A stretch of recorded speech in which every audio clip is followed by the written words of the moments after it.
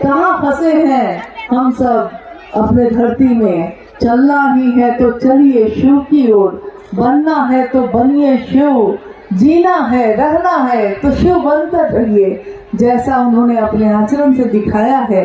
और आज इस धरती पे भी उन्हीं के कारण हम और आप सब इकट्ठे हुए हैं। तो आप सभी गुरु भाई और गुरु बहन से, जिन्होंने आज की ये यात्रा तय की है, मनातू की ये यात्रा आपके जीवन की यादगार यात्रा बन के रहे। दीदी का पूरा परिवार यहाँ उपस्थित है, साहब और दीदी का ये परिवार जो आज शिव शिष्यों के लिए एक होकर खड़ा है। महादेव की असीम दया सब पे बरसती रहे कि ये सब एक बन के खड़े रहे और आने वाले लोगों का इसी तरह स्वागत और बात करते रहे। ये धरती गौरवान्वित होती रहे और यहाँ आने वाले हर व्यक्ति को लगे कि वो अपने घर आया है। अपने घर से लौटते समय जिस तरह आंखों में आंसू होते हैं और हृदय भरा हुआ रहता है, आंखें डबडबाई हुई रहती हैं और मुख कुछ बोल नहीं पाता। आज इस मनातू की धरती से विदा होते समय भी हम सबके हृदय में ऐसा ही भाव है। इस मिट्टी को हम नमन करते हैं, जिस मिट्टी में कहते हैं ना कि आओ बच्चों तुम्हें दिखाएं, आओ भाई तुम्हें दिखाएं। मिट्टी इस मनातू ग्राम की, इस मिट्टी को नमन करो। ये मिट्टी है बलिदान की, ये साहब और दीदी के जीवन की जगह है। इस मिट्टी को हम प्रणाम करते हैं और आप सभी से ये अनुरोध है कि जब आप यहाँ से प्रस्थान करेंगे, अभी बहुत धीमे धीमे कदमों से, पहले पीछे के लोग धीरे धीरे जाए, फिर आगे के लोग धीरे धीरे जाएं और तब तक अभी भजन चलते रहेंगे जब तक आप लोग सुरक्षा।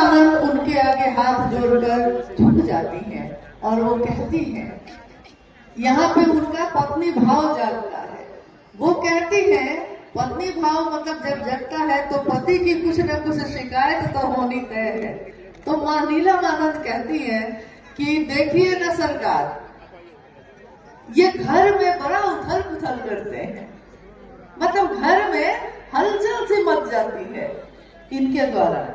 इस पे साधु ने जो कहा है, इस पंक्ति को साहब ने अनेक बार शिव चर्चाओं में कहा है, प्रयोग किया है इसका, इस वाक्य का, कि साधु ने उस समय कहा इनको, साहब को, कि घर को मसान मत बनाओ बच्चा, घर को मसान मत बनाओ बच्चा, घर घर है, घर रहने दो उसको, गृहस्थ आश्रम है ना।